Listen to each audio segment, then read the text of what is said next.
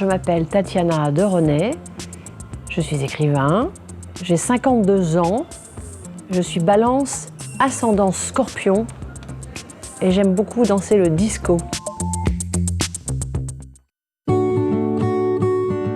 C'est pas vrai que les écrivains ont souvent des enfances malheureuses.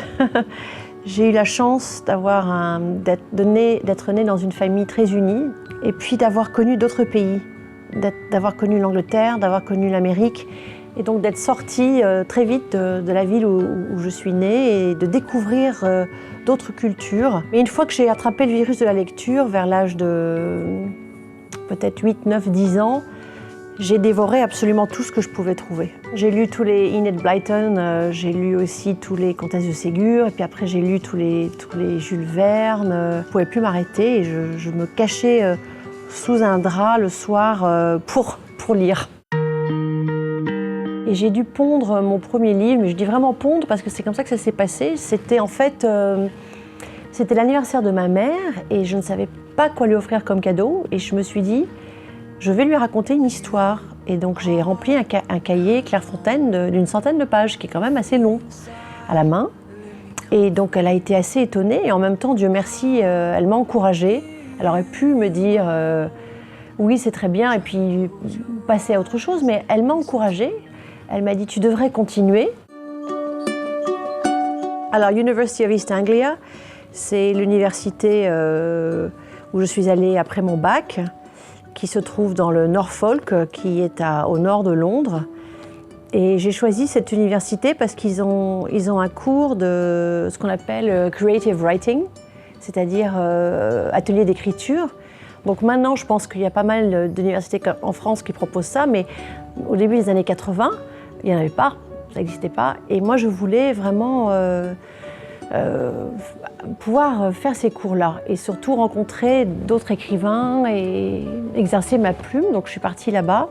J'ai quand même réussi à avoir mon diplôme, mais je suis beaucoup sortie, j'ai beaucoup fait la fête et j'ai revendiqué mon côté anglais.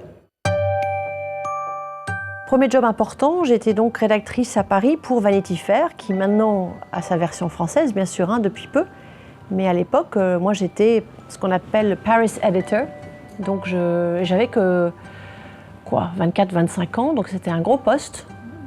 Assez terrifiant d'ailleurs, parce que je devais m'occuper de photographes tels que Helmut Newton ou Annie Leibovitz, qui sont quand même des monstres sacrés.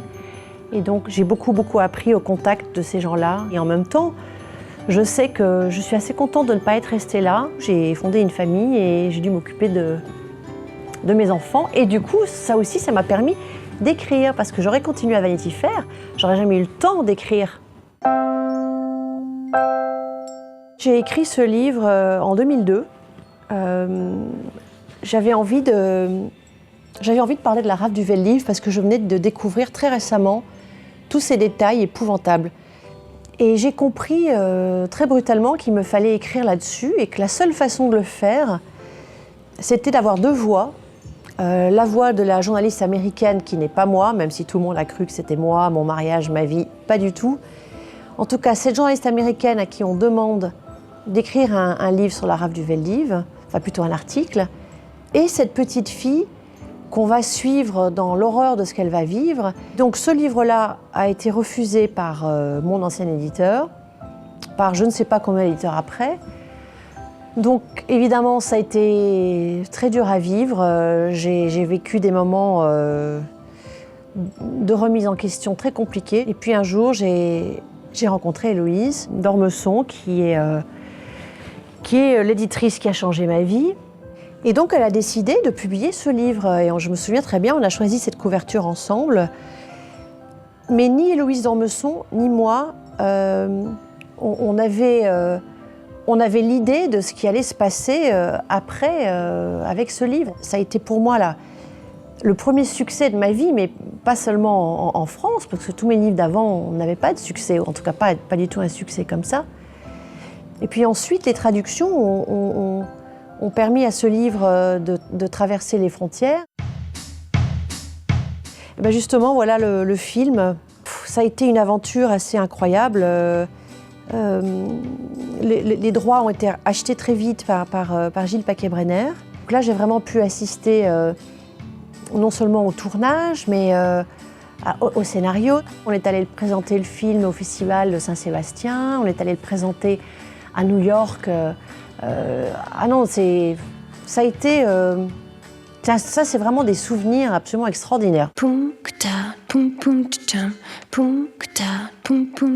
Je ne me mettrai jamais la pression de il faut que tu fasses aussi bien que les autres livres.